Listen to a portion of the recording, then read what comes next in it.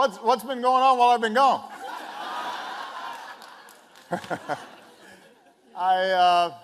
It is wonderful to be home. It is wonderful to be at the University of Chicago. It is wonderful to be on the south side of Chicago. And it is wonderful to be with these young people here. And what I want to do is just maybe speak very briefly at the top about why we're here. And then I want to spend most of the time that we're together hearing from these remarkable young people who are, I think, representative of some amazing young people who are in the audience as well. I was telling these guys that it was a little over 30 years ago that I came to Chicago. I was 25 years old, and I had gotten out of college filled with idealism and absolutely certain that somehow I was going to change the world.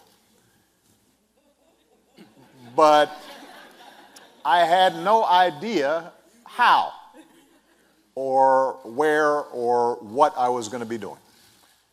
And so I worked first to pay off some student loans.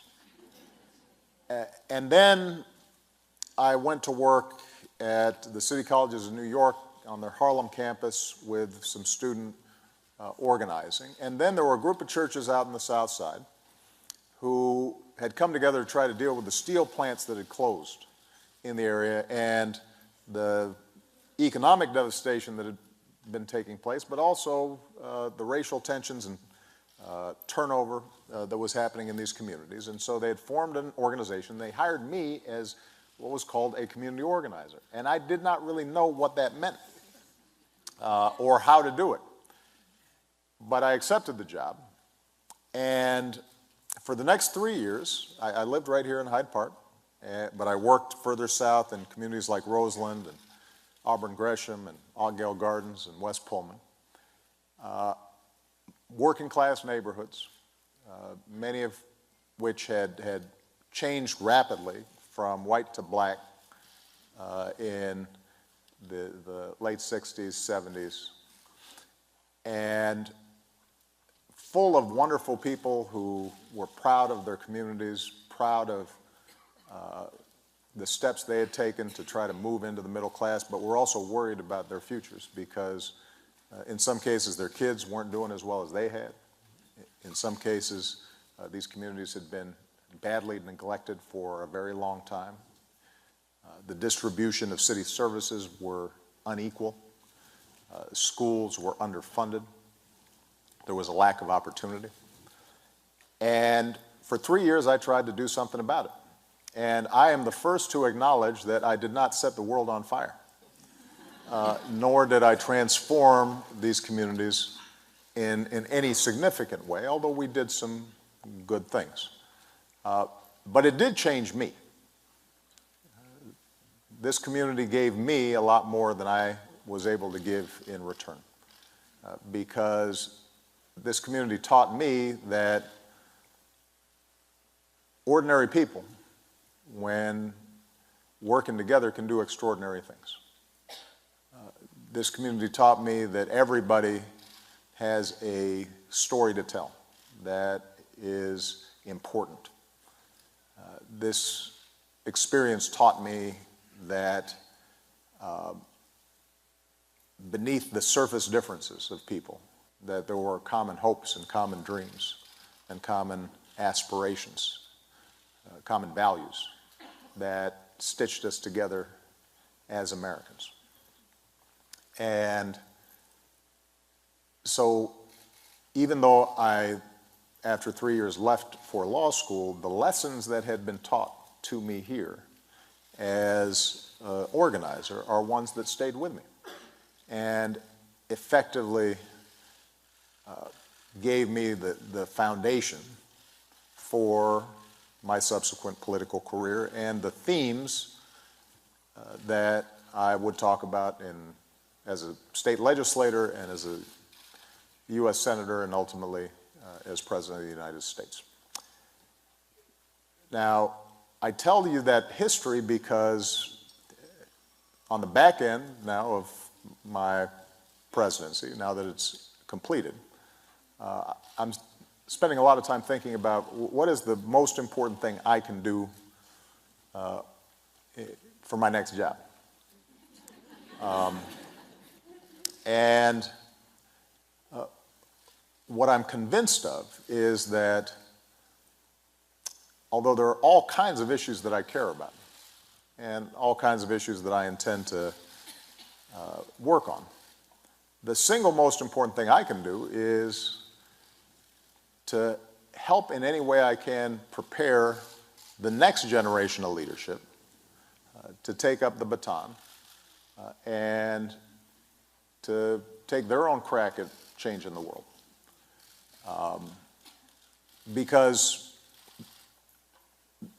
the one thing that I'm absolutely convinced of is that, yes, we confront a whole range of challenges, from economic inequality and lack of opportunity to a criminal justice system that too often is skewed in ways that are unproductive, to climate change, to issues related to violence. All those problems are serious, they're daunting, but they're not insoluble. What is preventing us from tackling them and making more progress really has to do with our politics and our civic life.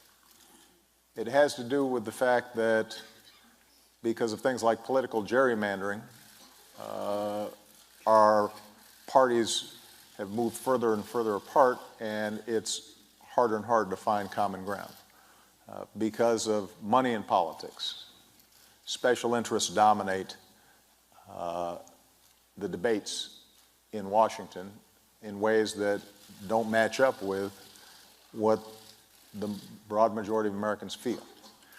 Because of changes in the media, we now have a situation in which everybody's listening to people who already agree with them and are further and further reinforcing their own realities to the neglect of a common reality that allows us to have a healthy debate and then try to find common ground and actually move solutions forward.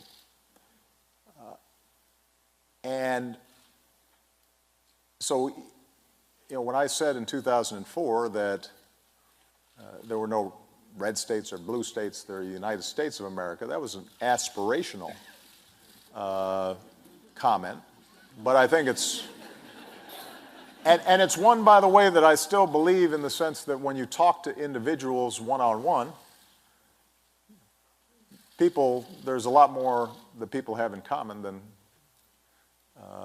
divides them. But obviously it's not true when it comes to our politics and our civic life. And maybe more pernicious is the fact that people just aren't involved. They get cynical and they give up. And as a consequence, we have some of the lowest voting rates of any advanced democracy, and low participation rates then translate into a further gap between who's governing us and what we believe. The only folks who are going to be able to solve that problem are going to be young people, the next generation.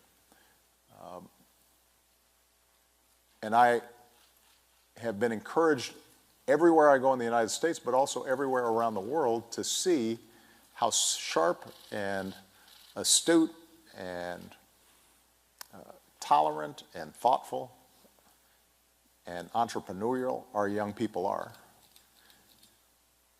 A lot more sophisticated than I was at their age. And so the question then becomes, what are the ways in which we can create pathways for them to take leadership, for them to get involved? Are there ways in which we can knock down some of the barriers that are discouraging young people about a life of service?